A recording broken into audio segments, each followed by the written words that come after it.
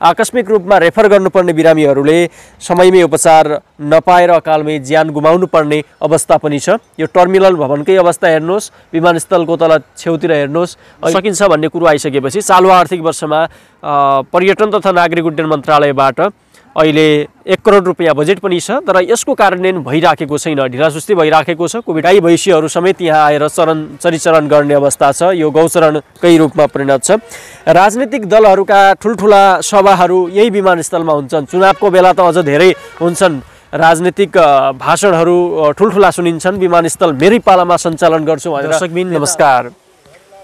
Radio लोकदर्पणको partner media Lokdarpan TV YouTube च्यानलबाट हार्दिक स्वागत तथा अभिवादन व्यक्त गर्न चाहन्छौँ। आज हामी रिपोर्टिङको क्रममा गोकुलेश्वर विमानस्थलमा आइपुगेका छौँ। अहिले गोकुलेश्वर विमानस्थलमा प्रवेश गर्दैछौँ। यद्यपि गोकुलेश्वर विमानस्थल 26-27 वर्षदेखि बन्द अवस्थामा छ र देखिराख्नु भएको छ यो गौचरणमा परिणत भएको छ। हामी यसै विमानस्थलको विषयमा सुरुवाती अवस्थादेखि अहिलेसम्मको यो स्थलगत जानकारी यहाँहरूलाई गराउनेछौँ र सञ्चालन हुन नसक्नुका कारणहरू र सञ्चालनका लागि भइराखेका प्रयासहरू लगायतको विषयमा पनि हामी केही कुराकानी गर्नेछौँ। अहिले यो विमानस्थल गौचरण, खेलकुद मैदान, निर्माण सामग्री राख्ने थलो लगायतका रूपमा चिनिएको छ र यो भवन टर्मिनल भवन हो, देखिराख्नु भएको छ। विमानस्थल को भवनको हालत एकदमै जीर्ण अवस्थामा छ। यसको पुनर्निर्माण या पुनर्सञ्चालनका लागि के गर्नु पर्ला, के छ अहिलेको अवस्था, यसबारेमा ठ्याक्कै यहाँहरूलाई जानकारी गराउँछौँ। भिडियो हेर्दै गर्नुहोला र भिडियोलाई सब्स्क्राइब गरेर साथ दिनुहोला, सेयर पनि गरिदिनु होला भन्न चाहन्छु। हामी प्रवेश गर्दैछौँ गोकुलेश्वर विमानस्थलको यो प्रवेशद्वारबाट। यता प्रवेशद्वारमै खच्चरहरू चरिराखेको अवस्था छ विमानस्थलको भित्र। मैले पहिला पनि भने विगत 26-27 वर्षदेखि बन्द रहेको यो दार्चुलाको एकमात्रै गोकुलेश्वर विमानस्थल अझसम्म सञ्चालन हुन सकेको छैन र सञ्चालनको काम अहिलेसम्म भएको छैन। विमानस्थलहरू कालोपत्रे भएर सञ्चालनको प्रक्रियामा गइसके। जस्तै हाम्रै छिमेकी जिल्ला बैतडीको पाटन विमानस्थल पुनर्निर्माण भएर सञ्चालन भइसक्यो, सञ्चालनमा आइसकेको छ। हप्ताको एक दिन त्यहाँ उडान भइराखेको छ धनगढीबाट। त्यसै गरी बझाङको देवल विमानस्थल सञ्चालनमा छ भने डोटीको दिपायल विमानस्थल पनि सञ्चालनमा छ। धनगढीमा यसअघि नै विमानस्थल सञ्चालनमा छ। कञ्चनपुरको मजगाउँ विमानस्थल र गोकुलेश्वरको यो दार्चुलाको गोकुलेश्वर विमानस्थल हालसम्म सञ्चालनमा आइसकेका छैनन्। यद्यपि निर्माण हुन्छ, सञ्चालनमा आउँछ भनेर विभिन्न प्रयासहरू भएको, ती कुराहरू आएको हामी सुन्न सक्छौँ। आर्थिक, पर्यटकीय लगायत जिल्लाको समग्र विकास र पर्यटकीय सम्भावनासँग जोडिएको यो विमानस्थल दण्डकालदेखि सञ्चालन हुन नसक्दा दार्चुलाले मात्रै होइन, सुदूर पहाडले घाटा बिहोर्नु परिराखेको यहाँहरूलाई अवगत गराउन चाहन्छौँ। सिङ्गो दार्चुला जिल्ला र बैतडीको आधाभन्दा बढी भूभाग र बझाङको पनि केही क्षेत्रले सजिलै सेवा पाउने यो गोकुलेश्वर विमानस्थल सञ्चालन हुन नसक्दा जिल्लाका थुप्रै सम्भावनाहरू ओझेलमा मात्र परेका छैनन्। आकस्मिक रूपमा रेफर गर्नुपर्ने बिरामीहरूले समयमै उपचार नपाएर अकालमै ज्यान गुमाउनु पर्ने अवस्था पनि छ। यो टर्मिनल भवनकै अवस्था हेर्नुहोस्, विमानस्थलको तल छेउतिर हेर्नुहोस्। अहिले भर्खरै क्रिकेट स्टेडियमको रूपमा देखिएको थियो, क्रिकेट खेलिराखेका थिए खेलाडीहरूले र अहिले माथि मैले देखाएँ यहाँहरूलाई खच्चरहरूले चरिराखेको र गाई भैँसीहरू समेत यहाँ आएर चरीचरण गर्ने अवस्था छ। यो गौचरणकै रूपमा परिणत छ। राजनीतिक दलहरूका ठुल्ठुला सभाहरू यही विमानस्थलमा हुन्छन्। चुनावको बेला त अझ धेरै हुन्छन्। राजनीतिक भाषणहरू ठुल्ठुला सुनिन्छन्। विमानस्थल मेरै पालामा सञ्चालन गर्छु भनेर नेताहरूले भनेको पनि सुनिन्छ। हामीले कतिपटक भनेको, उनीहरूले भनेको बजाएका पनि छौँ, यहाँहरूलाई पनि स्मरण हुनसक्छ। यद्यपि 2073 सालमा पनि नेपाल सरकारले नीति कार्यक्रममा राखेर बजेट विनियोजन गरेको कुराहरू आयो, काम केही भएन। विभिन्न प्राविधिक समस्याहरू देखाएर विमानस्थललाई सञ्चालन गर्न सकिँदैन भन्ने खालको आशयका कुराहरू आयो। त्यसपछि चालु आर्थिक वर्षमै पनि पर्यटन तथा नागरिक उड्डयन मन्त्रालयले 1 करोड रुपैयाँ विमानस्थलको निर्माणको काम सुरु गर्नका लागि भनेर विनियोजन त गरेको छ, तर अहिलेसम्म ठ्याक्कै देखिने गरेर ठोस रूपमा यता काम चाहिँ सुरु भइसकेको छैन। झन्डै यो चालु आर्थिक वर्षको पनि 6 महिना बित्नै लागेको छ। तर अहिलेसम्म निर्माणको काम सुरु नहुँदा फेरि यो वर्ष पनि निर्माणको काम हुने होइन कि भन्ने खालको शङ्का उपशङ्काहरू आइरहेका छन् र स्थानीयले जोरदार रूपमा विमानस्थल सञ्चालन हुनुपर्ने माग गरिराखेका छन्। म यहाँहरूलाई देखाउन चाहन्छु खेलाडीहरूले खेलिराखेको अवस्था। त्यो पनि विमानस्थलकै क्षेत्र हो।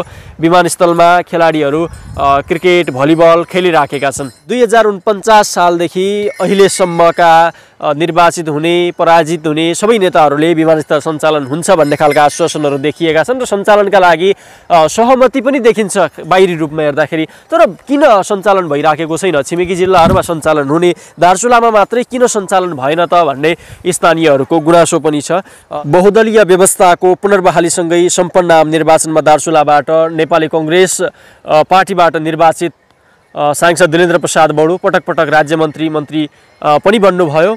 तर यो विमानस्थल सञ्चालनका लागि कुनै ठोस पहल भएन र सञ्चालन भएन। पछि निर्वाचित जसले पनि गणतन्त्रको स्थापनासँगै 2064 सालमा संविधान सभा निर्वाचनमा लक्ष्मण दत्त जोशी निर्वाचित हुनुभयो। उहाँको पालामा पनि सञ्चालन भएन।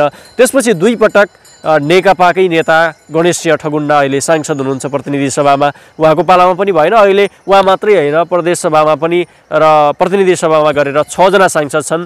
2054 सालदेखि अहिलेसम्म प्रत्यक्ष अप्रत्यक्ष रूपमा राज्य शक्तिको सम्पर्कमा रहनुभएका माननीय दिलेन्द्र प्रसाद बडु र सत्तारूढ दलका माननीय गणेश ठगुन्ना दुवैले अहिलेसम्म देखिने गरेर ठोस पहल गर्न सकेको अवस्था छैन। तर पनि मान्य गणेश ठगुन्नाज्यूले पटक पटक अब चाहिँ हुन्छ विमानस्थल सञ्चालनका लागि कामहरू भइराखेको छ भन्ने कुराहरू चाहिँ गरिराख्नु भयो। तर अहिलेसम्म निर्माणको काम चाहिँ ठ्याक्कै सुरु हुन सकेन।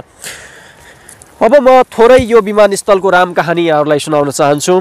तत्कालीन बोहरी गाउँको देवथलीमा प्रस्ताव गरिएको विमानस्थल निर्माण गर्न स्थानीयले स्वीकृति नदिएपछि यो देखिराख्नु भएको छ चमेलिया नदीको ठ्याक्कै किनारमा यो गोकुलेश्वर विमानस्थल 2044-45 सालतिर निर्माणको काम सुरु भयो। 46 सालदेखि सञ्चालनमा आयो। राति समेत हवाई टिकट काट्नुपर्ने गोकुलेश्वर विमानस्थल 2050 सालदेखि भने पूर्ण रूपमा बन्द रहेको छ। त्यो टर्मिनल भवनको हालत नै देखिसक्नुभयो। तत्कालीन शाखा अधिकृत सुधीर कुमार ठाकुर सरुवा भइगएपछि बन्द रहेको यो विमानस्थल 2060 सालदेखि कार्यालय सहयोगीको भरमा सञ्चालनमा छ। यो देखिराख्नु भएको छ विमानस्थलकै भूभाग हो। पुरै ढलको पानी बगेको छ। विमानस्थलको संरचना नै बिग्रिसकेको छ। यता विभिन्न रुखहरू झारहरू उम्रिएको अवस्था छ। यो खिराको रुखले एकदमै भरिएको छ विमानस्थलको यो भाग। जीर्ण भएका भवनहरूको मर्मत सम्भारका लागि नागरिक उड्डयन मन्त्रालयले पनि अहिलेसम्म काम गर्न सकेको छैन भने विमानस्थलको घेरपर्खाल नै सुरक्षित बनाउन सकिएको छैन। न त चिठी पत्र नै सुरक्षित छन् र विमानस्थल पुरै अहिले गौचरण र खेल मैदानमा मात्रै परिणत भएको अवस्था छ। विमानस्थल सञ्चालन नहुँदा अपार पर्यटकीय र व्यापारिक सम्भावना बोकेको दार्चुला जिल्लाको पर्यटन प्रवर्धन हुन सकेको छैन एउटा कुरा त। अर्को प्रदेश राजधानीबाट झन्डै 345 किलोमिटर सडक मार्गबाट पुगिने दार्चुला सदरमुकाममा पुग्न कष्टप्रद यात्रा गर्नुपर्ने भएकोले दार्चुला कमै मात्रा पुग्ने गरेका छन्। प्रशासकहरू पनि छिटै सरुवा माग्ने यो यातायातकै कठिनाइका कारणले पनि र विभिन्न समस्याहरू छन्। विमानस्थल सञ्चालन गर्न सके पर्यटकीय सम्भावनाहरू बढ्नेछन्। यहाँको आर्थिक पर्यटकीय विकासमा ठुलो टेवा पुग्ने अपेक्षा गर्न सकिन्छ। शैलेशशिखर नगरपालिका वडा नम्बर 9 गोकुलेश्वरमा रहेको यो विमानस्थल सञ्चालन गर्न सके विमानस्थलको दक्षिणतिरका यो पसलहरू बजारको अवस्था हेर्दै हुनुहुन्छ तपाईहरूले, यसको पनि समृद्धिमा टेवा पुग्नेछ। बजारको पनि विकास हुनेछ। अहिले खास गरी अब 2073 सालको प्राविधिक रिपोर्टमा आएको कुरालाई बाहिर आएको कुरा के हो भने उता देखिराख्नु भएको छ हामी हेर्न सक्छौँ चमेलियामाथिको पुल छ, पक्की पुल, मोटरेवल पुल, अनि यी घरहरू छन् माथितिरका निर्माण भएका घरहरू। ती घरहरू र पुलको कारणले विमानस्थलमा हवाईजहाज अवतरण गर्न सकिँदैन भन्ने खालको प्राविधिक रिपोर्ट आयो। त्यस कारणले कठिन भयो सञ्चालनमा ल्याउन भन्ने कुराहरू आयो। त्यसपछि गत आर्थिक वर्षदेखि यो दोस्रो चोटि प्राविधिक टोली आएर माननीय गणेश ठगुन्नाज्यूको पहलमा फेरि नागरिक उड्डयन प्राधिकरणको टोली आएर विमानस्थलमा सञ्चालनका लागि सम्भावना छ, अलिकति माटो भरान गरेर या केही अरू विकल्प खोजेर विमानस्थल सञ्चालन गर्न सकिन्छ भन्ने कुरो आइसकेपछि चालु आर्थिक वर्षमा पर्यटन तथा नागरिक उड्डयन मन्त्रालयबाट अहिले 1 करोड रुपैयाँ बजेट पनि छ, तर यसको कार्यान्वयन भइराखेको छैन, ढिलासुस्ती भइराखेको छ। कोभिडको प्रभाव पनि हो र अरू कारणहरूले पनि। त्यसकारणले यो छिटै सञ्चालनमा आउनु एकदमै जरुरी छ। अब नेताहरूले चुनावी नारा मात्रै बनाउने र विमानस्थल सधैँका लागि ओझेलमा पर्ने, बन्द अवस्थामै रहने हो भने औचित्य छैन भन्ने कुरा मैले राख्न खोजेको हो। खास गरी धेरै कुराहरू हेर्नुभयो, मैले बोलेको कुराहरूभन्दा पनि यता देखिने कुराहरू स्पष्टै छन्। विमानस्थलको हालत देखिहाल्नुभयो, यो खेल मैदान गौचरणका रूपमा परिणत भयो भन्ने कुराहरूलाई तपाईहरूले देखेर नै पुष्टि गरिसक्नुभयो होला। र अब सञ्चालनका लागि पक्कै पनि नेताजीहरूको ध्यान पुग्नेछ, सरकारले यसप्रति ध्यान दिनेछ। छिमेकी जिल्लाहरूमा विमानस्थल सञ्चालन भइराखेको अवस्थामा नेपालकै एउटा दुर्गम उत्तर पश्चिमको यो जिल्ला दार्चुलाको विकासका लागि विमानस्थल सञ्चालन हुनेछ, यसमा पहल कदमी लिनुहुनेछ सरोकारवाला सबैले भन्ने अपेक्षा राख्दै आजको यो गोकुलेश्वर विमानस्थलको स्थलगत रिपोर्टिङ विशेष रिपोर्टबाट म लोकेन्द्र जोशी बिदा हुन्छु। अहिलेसम्म क्यामेराबाट साथ दिनुभयो हरिप्रसाद जोशीजीलाई धन्यवाद भन्दै हेर्दै गर्नुहोला लोकदर्पण टिभी युट्युब च्यानल र सब्सक्राइब सेयर गर्न नभुलिदिनु होला, गरिदिनु होला भन्ने अपेक्षा राख्दै अहिले बिदा हुन्छौँ। नमस्ते।